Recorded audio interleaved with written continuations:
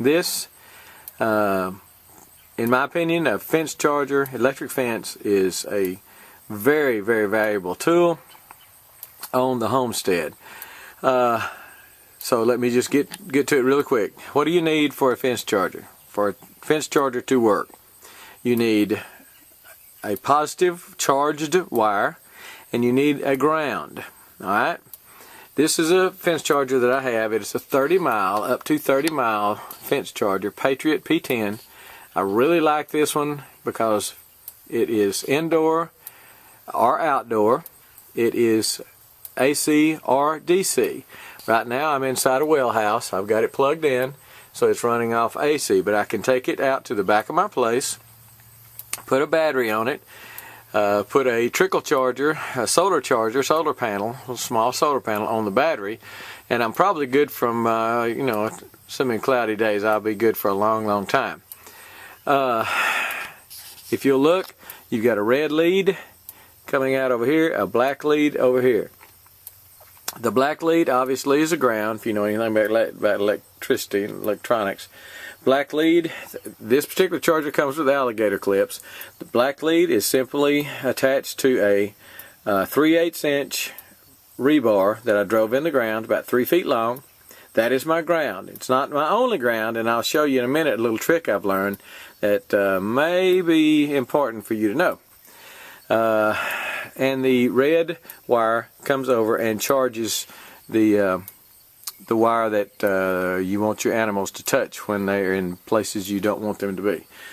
So anyway, that's the ground. Again, alligator clips makes it so simple. They just plug in. This one again comes with a cord that does not just plug into that. It comes with another cord that has alligator clips that clip onto your battery. So it's AC right now, but it can also be DC, 12 volt. Alright, that's my ground. There's my hot wire coming out. I'll show you where it goes, and I'll show you my little thing that I have come up with on my own. If you'll look at that wire, that one little skinny wire coming off the top of it and going toward the back of that building. Let me tell you what that is, show you what I have found. Okay, first of all, let me cover the ground. As you saw, I had it grounded to a grounding rod. Just a 3/8 rebar is what I used on that. They make grounding rods you can buy, but that's just what I've used. But three feet in the ground is really not enough ground. You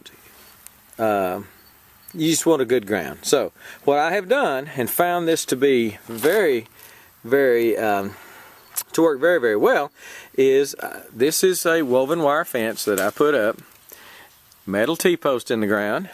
I have found that if I connect my ground wire, yes, I've got a ground rod in the ground, but if I attach that ground rod, ground that ground rod to something like this, a metal fence with metal posts in the ground, not only do I have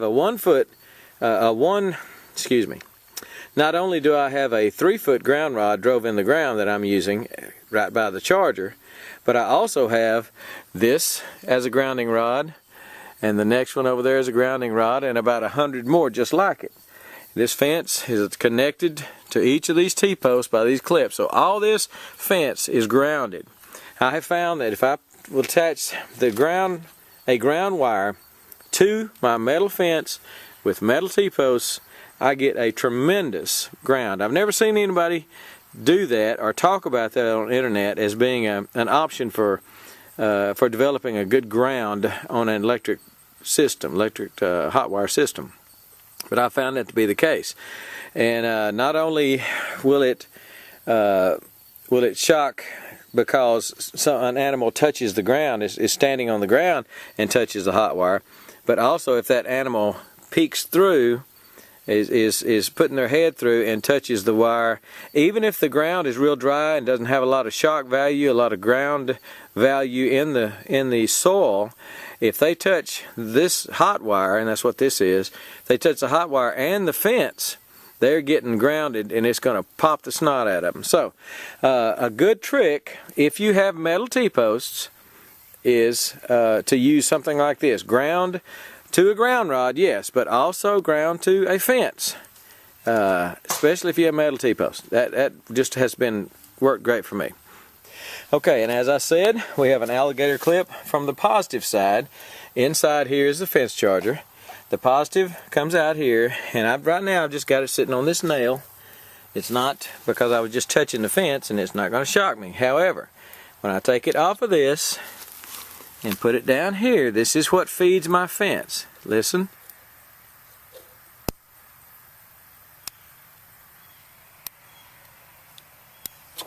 It's popping that, but listen. This particular fence charger has got a wallop to it, got a good spark. Okay, this feeds my fence wire that I'll show you, my hot wire, using this high voltage variable cable. Since I have found this, I love it. That's the only way to go for certain applications. I'll show you why. But this, again, feeds that. I can touch this cable. It's hot right now, but I'm not getting shocked. And it feeds my fence. And I'll show you that. I did unhook it because I'm going to touch this, and I don't want to get shocked. Okay, skin this high voltage wire. You don't have to use high voltage wire. You don't have to use this buried. You can bury this stuff, but it is great. A great addition to any hot wire setup. You skin it back and take the insulation off about 2 or 3 inches. You want about 3 or 4 good wraps around it. Wrap around the hot wire that you're trying to charge, and I just wrapped it about 4 or 5 times. That makes a good point of contact with that hot wire. The hot wire, if you're not familiar with it, hot wire has to be insulated from a metal post. So this is called an insulator. It clips on. In fact, this one, you got some that click to the front side of a T-post, some that'll clip to the back side. It's called a reverse T-post orientation or something. It clips to the front, to the back side. This isolates and insulates the hot wire, the shocking wire, from whatever you have, the fence you have it attached to. Some of these will drive in with a nail if you've got a wooden post. This one, again, is for a T-post. Some of them, you put a nail in it or screw in it or whatever to drive into a wooden post. But for shock value, you can't beat just a steel galvanized wire. You just can't beat it. It's not highly visible, so you're going to have to train your animals or they'll run right through it. But there's nothing. I'll show you a couple other wires, but you can't beat this. Okay. If you're going to buy this, though, get a good brand. I used Shock, Zariba, some of these other off-brands, and I have found that Red brand makes a wire that's a little bit more expensive, but it's just, the quality is just, it's just hard to describe, the quality between the two. One of them just feels flimsy. Even though they're both 17 gauge, one of them just feels real flimsy. This one, the Red brand, does not. It's a very substantial wire, and I highly recommend, if you're going to use this kind of wire, that you do buy a better brand, and I recommend Red brand. I believe it's made in the good old US of A. At this point, hot wire coming here, it stops. I've got a gate here, and what I do is I come over here and attach it to another piece of that black cable, that underground cable, and then I've got it running under a gate. That's why I like these things. Otherwise, you've got to run it across your gate, and you have to open your hot wire. And I'll try to remember to show you a hot wire gate, but you have to open your hot wire every time you open your gate. With it buried underground, you just drive over it. You open your gate, you drive through, because that black wire there is carrying the load underneath your here's the other side of the gate. After coming underneath the gate underground with this black cable, high voltage cable, I come up, I attach another piece of this, another strand of this electric wire, just the galvanized steel, and attach it to the fence and go on the inside of the fence. This particular wire is about 16-18 inches off the ground, and I'll show you what I did right there. So right there I attached to another piece, another type of wire, and this is a polyethylene rope, I believe it's called, and it is impregnated with, whether you can see it or not, with just little tiny filaments of wire. There's one right there sticking out, kind of. Tiny filaments of wire. So if an animal touches this, they're going to get shocked.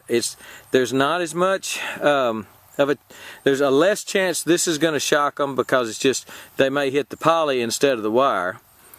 Less of a chance that they're going to get shocked by this than they will a solid steel wire. And by the way, that solid wire is, I know I told you it's steel. They do make aluminum. I'm just going to tell you, I don't like the aluminum. It looks like that. It's a little thicker than that. You would think it's going to be better. I do not like the aluminum. You may, but I don't like it. It just doesn't hold up. It breaks too easy. Anyway, this is a poly, and it does real well as far as visibility. A lot of people use these for horses and make it real visible, so the horse can see it. If the horse takes off running, they can see this and stop before they get there, and then they may put their nose on it to test it, and that's when they get popped. Then I've got several different kinds of insulators. That one I showed you. This one is a screw-on insulator that has just got a nut here on the back of it. If I can undo it, I got it pretty tight. Anyway, loosen that. This slides up and down that post. Again, 3/8 rebar. I love my 3/8 rebar.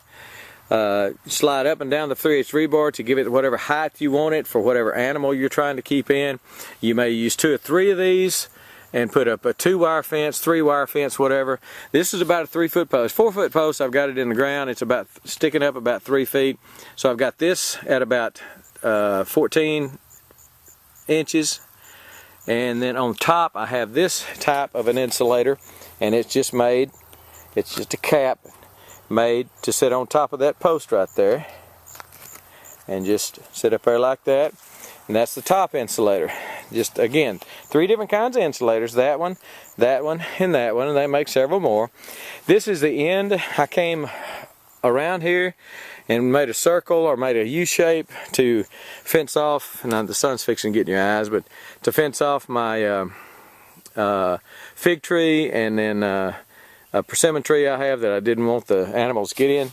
And all I did was, when I got back and this is my last run, got back, I wrapped it around there, and then I just tied a knot in it and just hung it down so I wouldn't have to cut it. If you have to cut it, later on you're going to need a long piece, and you're going to have to splice it, and you're just not going to have as good a contact if it's a whole wire. So I just I keep it on this spool, and I just tied it off right there and hung it down like that. And then when I get done, I'll roll it back up on there.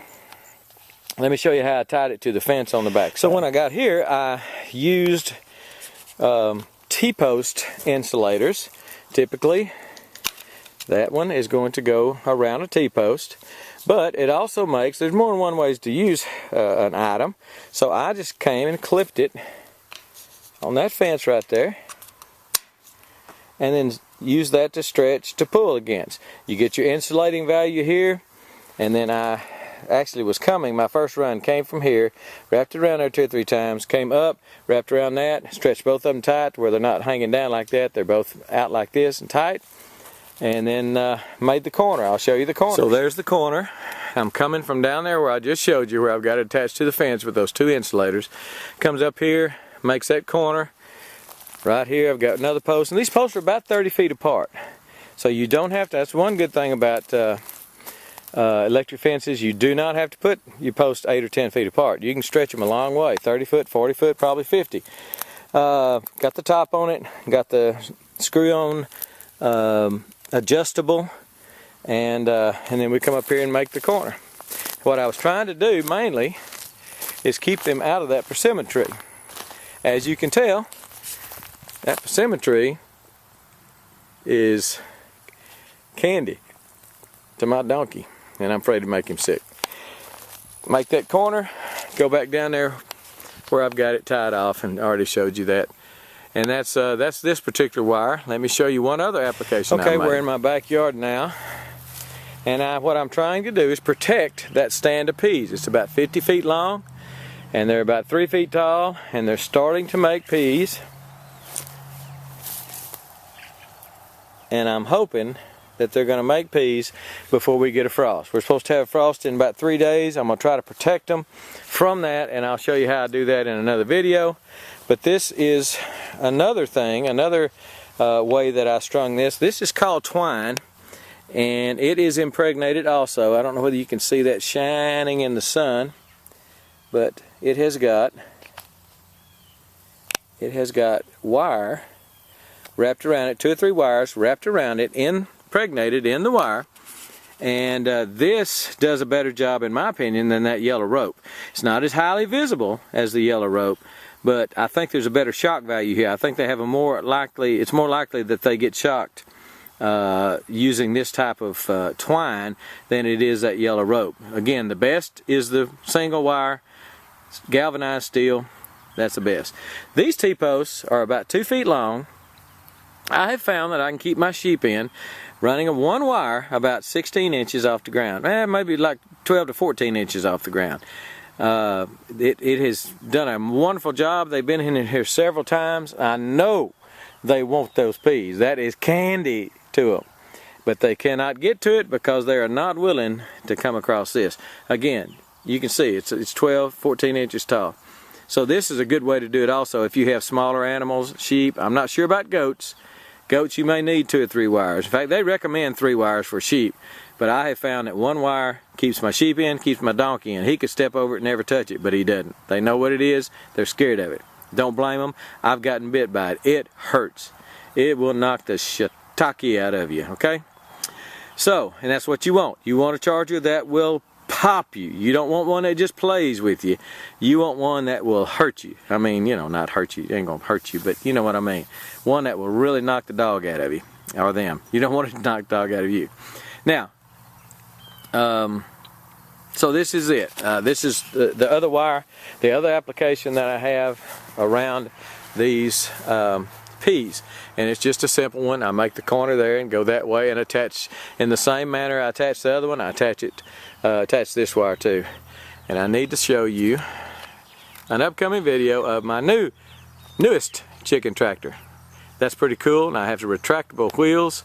Pretty cool tractor. I'll show that soon. But anyway, this is the easiest way to do it to keep your animals in. You will need also a fence tester. This is a good fence tester.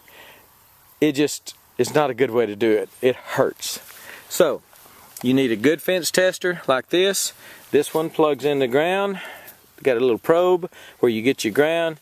You touch it to the wire. I've got mine off right now because I'm over here touching it and showing it to you. You touch that to it and it shows 9.9 volts. It pulses about every second and it'll say 9.9, 9.9, 9.9. Here it is in action. I've got the fence turned on, got my probe in the ground. Touch the fence. 9.9, 9.9, 9.9. It is hammering. So, get a good fence charger. I mean a good fence charger, and I will link below the video. I'll link to 2 or 3 that I like. 2 or 3 that the more miles, if it says a 5-mile fence charger, 10-mile fence charger, 30-mile, the higher the miles, typically is going to be the higher the joules. They don't call it amps in fence charging, they call it joules. So the higher the joule, then the higher the shock value.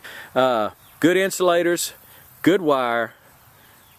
3 different kinds is what I've shown you. There's probably more than that. I'll link to some of the twine like I use. I'll link to the rope. I'll link to the different insulators. You'll like that one with a screw-on nut because you can move it up and down anywhere you want to. The cap has to go on top of whatever length of rod you have. Then the cap has to go on top of that. So the cap is not adjustable, but the other rod is, and I think you'll like that. I just bought those not too long ago, and I really, really like them. Again, they make some that screw in wood or nail in wood. Typically, they're going to come with a nail included in the bag, and if you've got wooden posts, then that's the way you're going to need to go. Something with a screw on or nail in. But a good fence charger, a good fence tester, and then train your animals to what it is. You can do that by putting some feed on one side of it. They're on this side, the feed's on the other side, and you call them, and they come over there and they touch it and they hit it. Even though they want that feed, they may hit it twice before they realize that's not something they want to be a part of. That's one way to train them. That's a quick way to train them. All right, hope my peas make it. I'm going to protect them, and I'll show you how. And we'll see if it works. And then I'll show you my chicken tractor too. You'll like that. It's really cool. Built on Joel Salatin's design, and I like it. So, fence charger, electric fence, don't be afraid of it. If you ever get bit by it, it ain't gonna kill you, but it's just gonna hurt. But it's a pulse. It'll hurt one time, then you get away from it. But don't be afraid to, don't think it's out of your learning curve, out of your field of expertise or whatever. It's just so easy to set up. Electric fence gate, and what you would do would come up here and hook it to an insulated, I don't have one right now, I'm just trying to show you how you do it.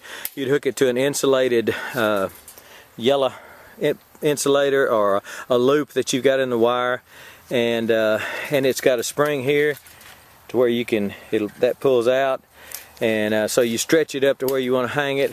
But going through gates, unless it's a gate you want to electrify, going through gates is a little bit more of a pain, because you got to get off the tractor and unhook it, get off your whatever, unhook it.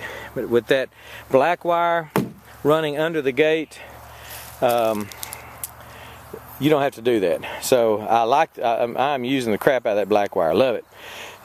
Another area here where I just used just a T-post insulator and made that my stretch point to run in my wire here.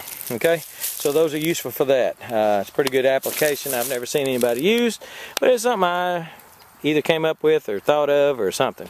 Never seen anybody else do it, but it works pretty dang good. So, electric fence, don't be afraid of it. Don't let it intimidate you. It works great, and I think you will like the result.